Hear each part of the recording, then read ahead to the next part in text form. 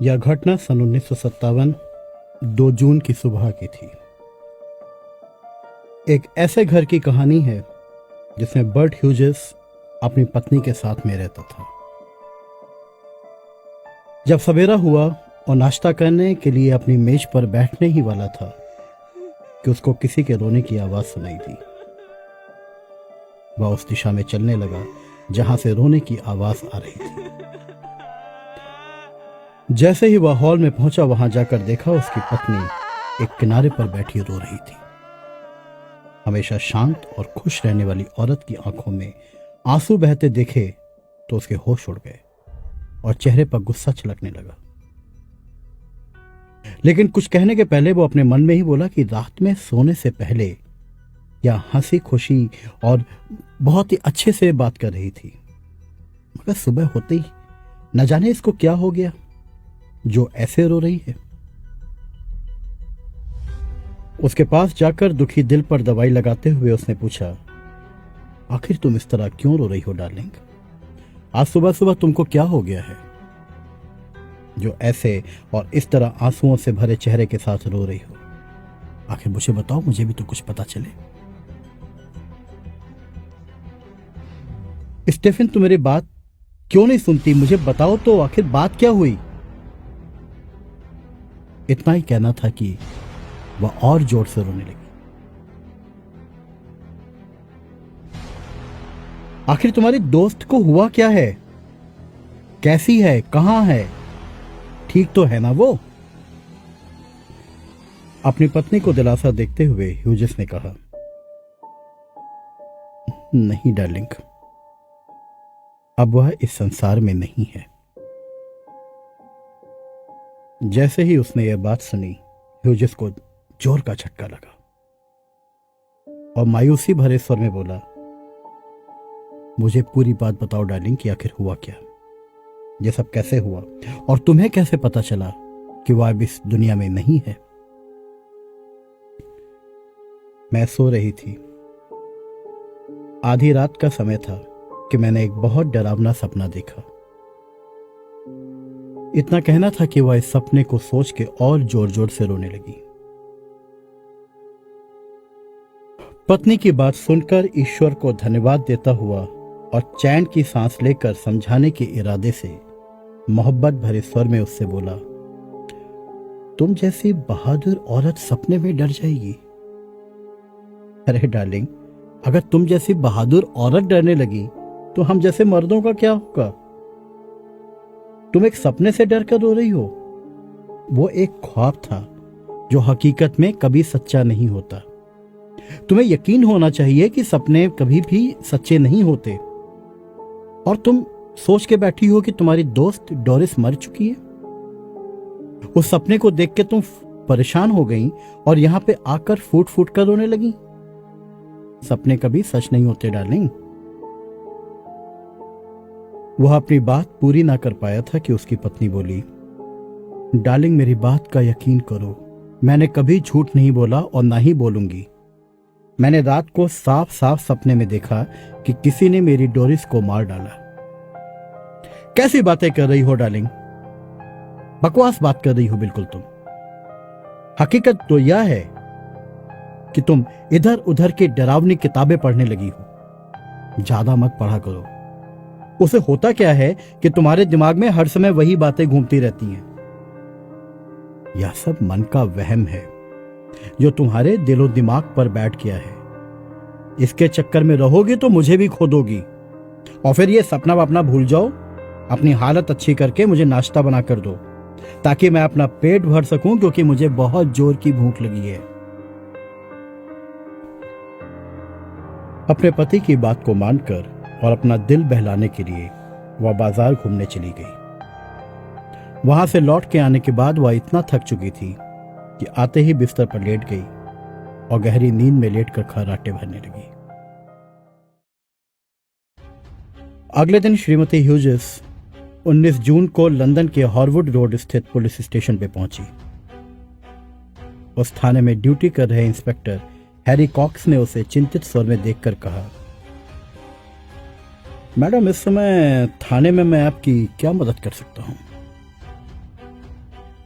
अपना परिचय देखकर उसने इंस्पेक्टर से कहा, देखिए, जो मैं बात कहूंगी आपको उस पर अमल करना होगा, इसलिए कि मैं कह रही हूं। आप मेरे इस बात को झूठा नहीं समझेंगे, ओके? इंस्पेक्टर ने तसल्ली देकर कहा, देखिए श्रीमती जी, जब तक आप मुझे अपनी परेशानी नहीं बताएंगी मुझे कैसे पता चलेगा? और हाँ, मैं आपको यकीन दिलाता हूं कि आपकी बात का पूरा यकीन किया जाएगा और उसके बाद आपकी यथासंभव मदद भी की जाएगी। इंस्पेक्टर की बात सुनकर उसे यकीन आया। अपने मन में सोचा कि अगर इसने भी मेरी पति की तरह मेरी बात पर यकीन नहीं किया तो फिर मेरा यहां आना बेकार है। फिर भी कुछ सोचकर वह बोली, सर, मेरी एक दोस्त थी डोरिस। मैं बहुत दिनों से परेशान हूं क्योंकि मुझे ऐसा डर लग रहा है कि मेरी दोस्त अब इस दुनिया में नहीं है। इंस्पेक्टर ने उत्सुकता से पूछा तो मैडम ने उससे कहा, मैंने सपने में देखा कि किसी ने मेरी दोस्त को मार दिया। थोड़ी जिज्ञासावश इंस्पेक्टर ने दोबारा पूछा कि सपने में आपको क्या दिखाई पड़ता है, मुझे विस्तार से बताओ। जवाब देते हुए बोली, इंस्पेक्टर साहब, मुझे रोज सपने में डोरिस की लाश दीवार के पास अंगीठी के बराबर में दिखाई पड़ती है। दीवार, लाश, इसका क्या मतलब है? क्या आपकी दोस्त शादीशुदा है? इंस्पेक्टर ने जानकारी लेने के लिए कहा।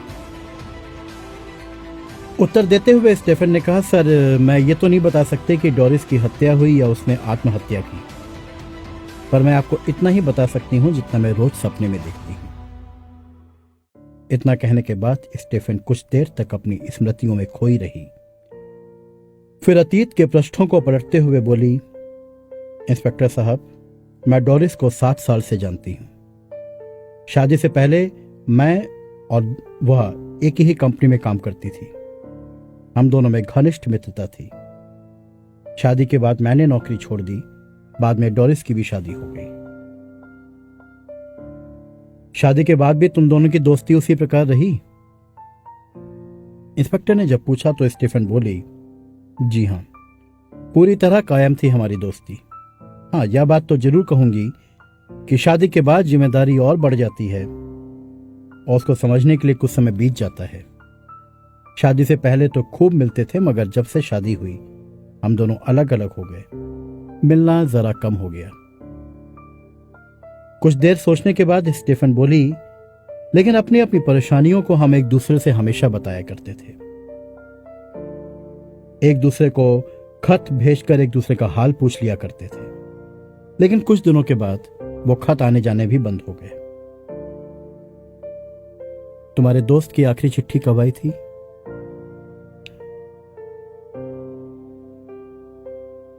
ये बात दिमाग में आते ही इंस्पेक्टर बोला, मिसेस ह्यूसेस, आप और डोरिस पक्की सहेली हैं, तो आप दोनों एक दूसरे के अंतरंग जीवन के बारे में भी जानती होंगी।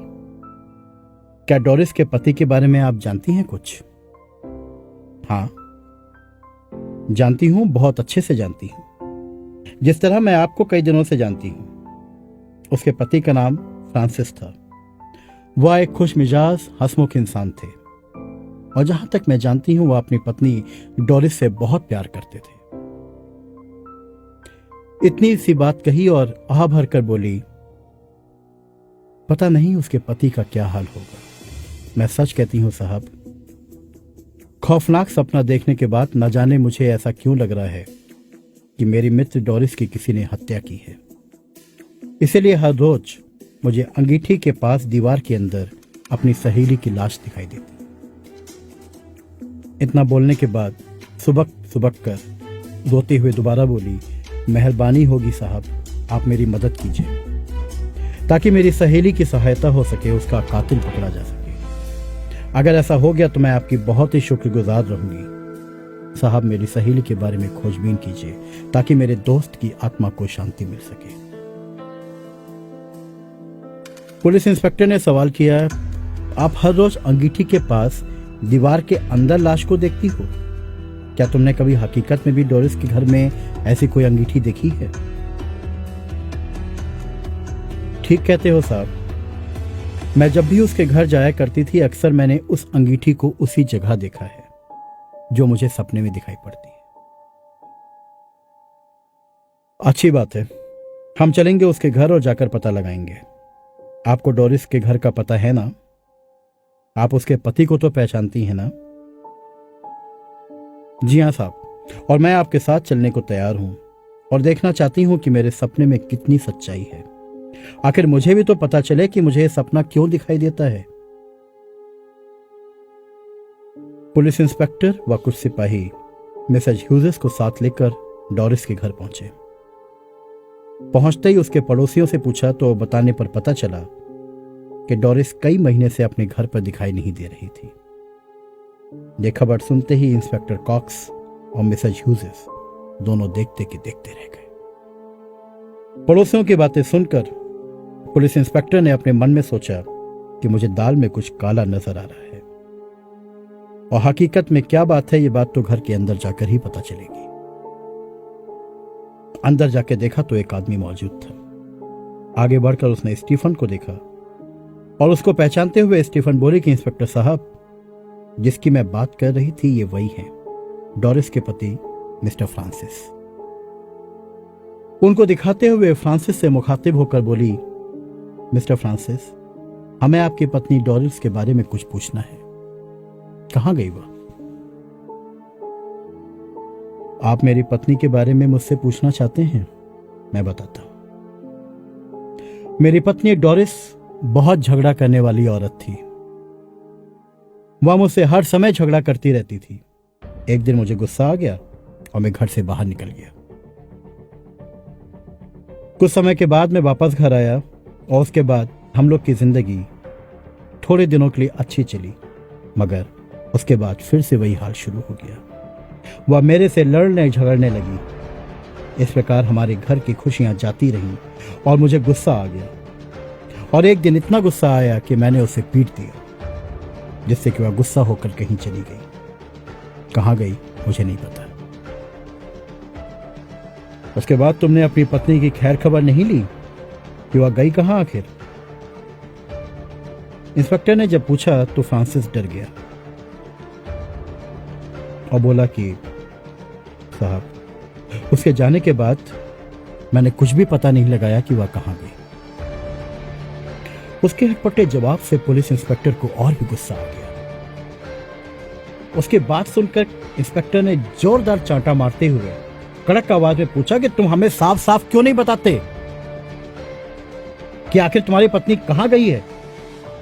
क्योंकि अगर तुम डोरिस के पति होते तो इस तरह चैन से नहीं बैठते। और जिस ढंग से तुमने जवाब दिया है उसने मेरे दिल के अंदर बहुत कुछ शक पैदा कर दिया है। वह डर गया और बोला कि मैंने जो कुछ भी कहा है वह सच कहा है।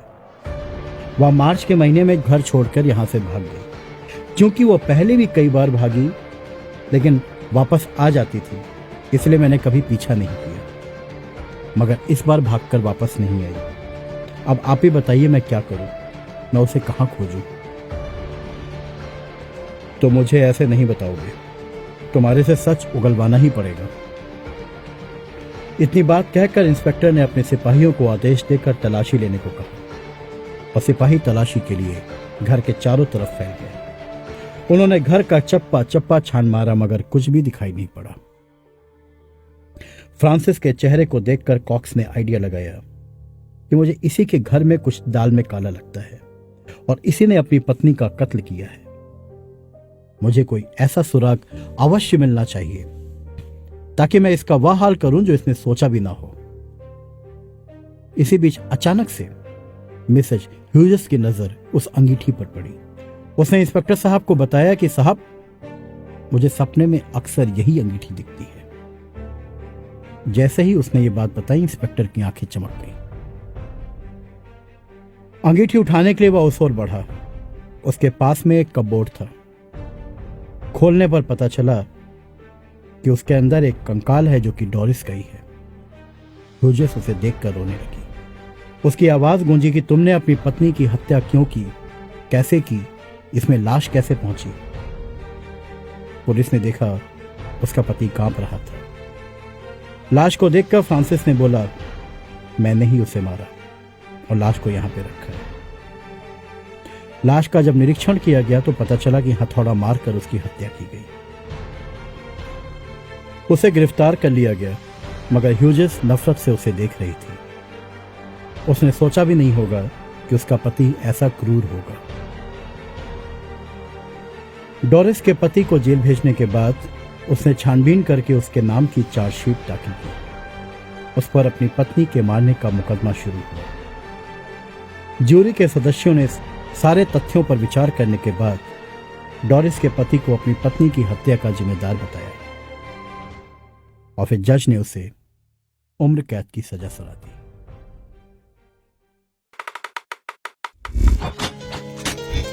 गाथा, रूह वही, रूप नया।